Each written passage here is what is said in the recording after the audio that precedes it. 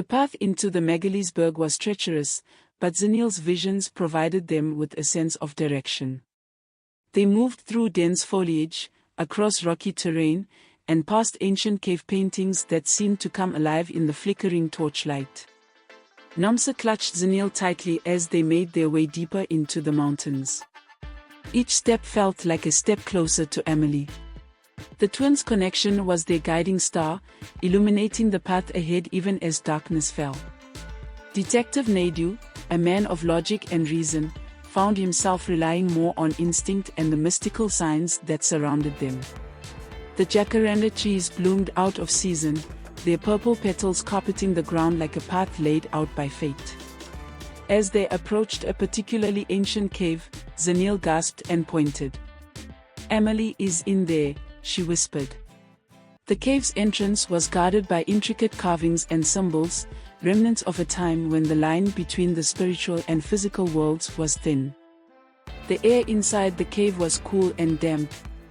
Flickering torches cast eerie shadows on the walls. Nomsa's heart pounded as they ventured deeper, following Zanele's unerring guidance. The sound of chanting echoed faintly, growing louder with each step.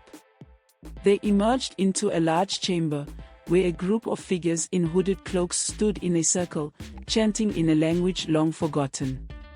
At the center of the circle lay Amahle, her small body radiating a soft glow that illuminated the room.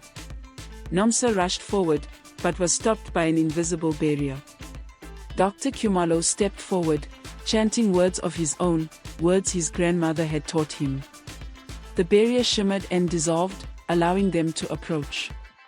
The hooded figures turned, revealing their faces. Among them was a man with a scar on his cheek, the same man Zanele had described. "You cannot stop us," he hissed. "The twins' power belongs to us now." Detective Naidoo drew his weapon, but Dr. Khumalo raised a hand. "This is beyond guns and violence," he said. "This is a battle of wills and spirit." He continued chanting, his voice growing stronger, resonating with the ancient power of the cave. Zanele reached out her hand, and Amahle stirred. The twins' eyes met, and a surge of energy filled the chamber. The hooded figures staggered back, their chants faltering. The air crackled with power as the twins' connection ignited.